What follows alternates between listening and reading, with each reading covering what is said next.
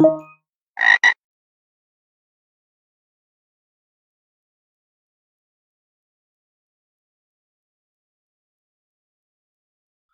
right, everybody. This is a guided walkthrough for Bandit. Sorry, everybody. This is a guided walkthrough for Bandit level 1. So the last time we were here, we just finished Bandit level 0. This is something I want to inform everybody. Each time you solve one of these Bandit levels, you want to exit from the server, because if you try to log into the server while you're already in the server, you're going to have a bad time. So to finish the level, you have to give this exit command right here. After you do that, you're going to see that connection to bandit.labs.overthewire.org closed, and then you're going to see that your prompt changes over here. This is what you want. So to access the next level, we can actually use the previous command, and in the Linux terminal, you can access your previous commands, your command history, by using the up and down arrow keys. So use the up and down arrow keys to access the last command you did. So this is the SSH command that we did for Bandit 0. We can use the left and right arrow keys to move inside the terminal here.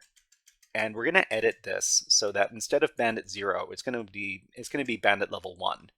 So move over to where the 0 is, and then press the delete key to get rid of the 0, and then put in the number 1. So the command now says ssh bandit1 at bandit.labs.overthewire.org -p2220.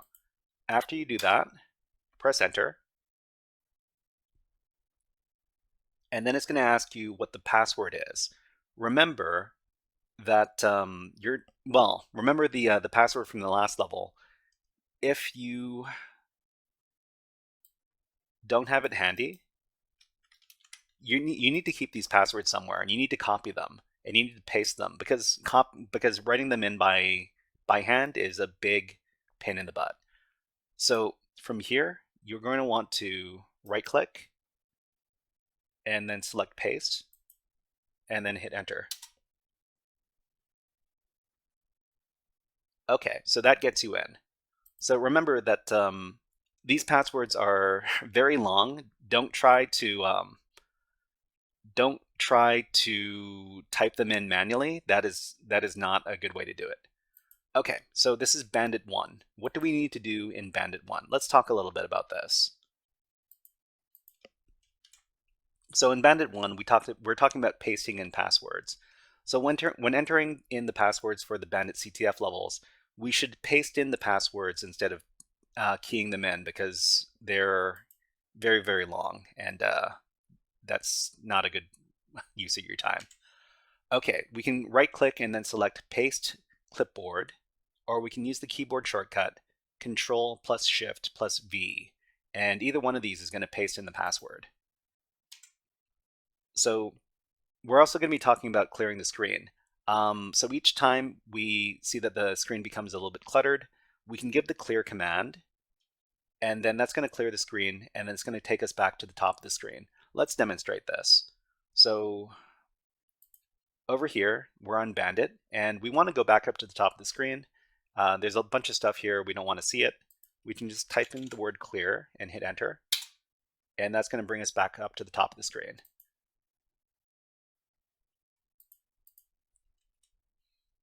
So in Bandit level 1, we're going to be reading files with special characters.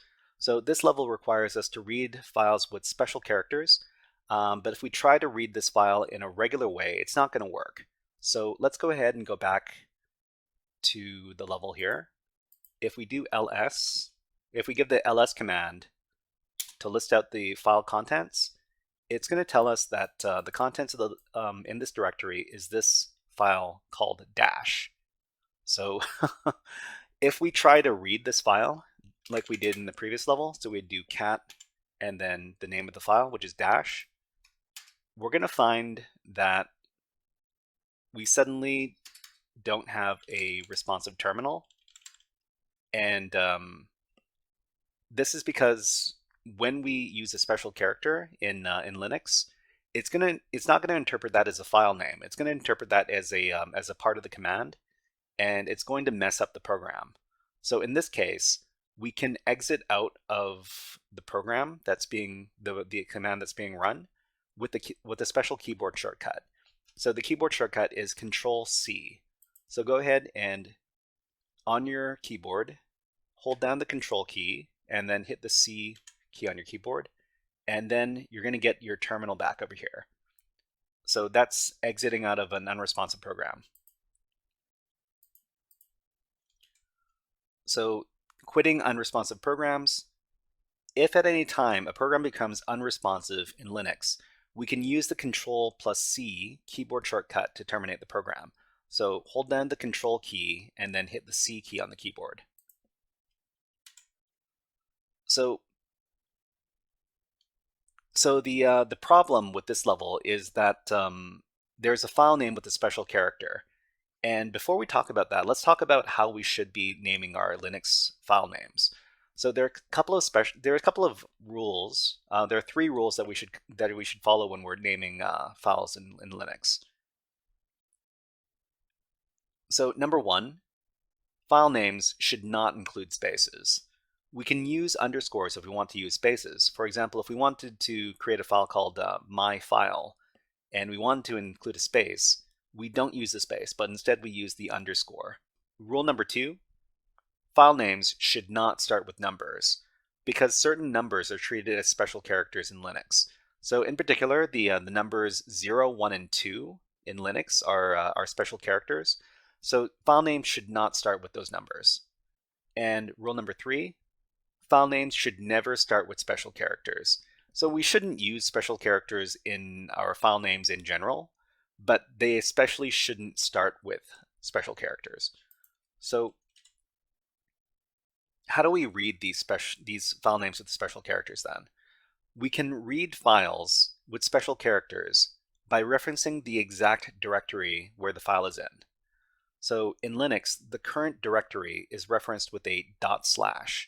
So we can use the cat command, and then we reference the current directory, which is /, and then we reference the file that we want to read, which is the - file.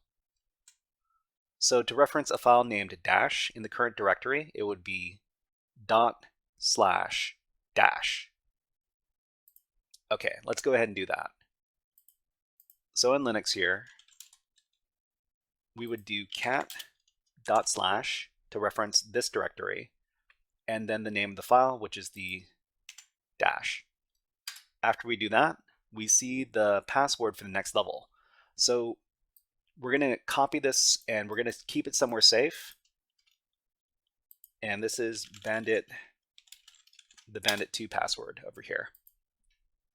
Okay, so from here, remember that we're not finished the level until we exit from the level. So we need to give the exit command.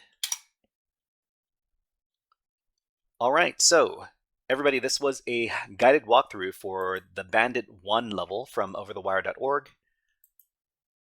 Everybody, if you enjoyed this guided walkthrough, please click on the like and subscribe buttons in the video and leave a comment underneath the video. But until next time, HackerFrogs out.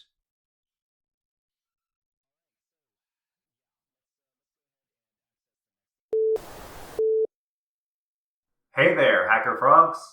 Are you enjoying this workshop? Learning new concepts and skills? If so, there's a way you can support the channel, and it's totally free. Just click on the subscribe button below the video. Also, click on the like button. And if you have questions or comments on this workshop, please leave them below the video. Thanks for listening. And now, back to our scheduled programming.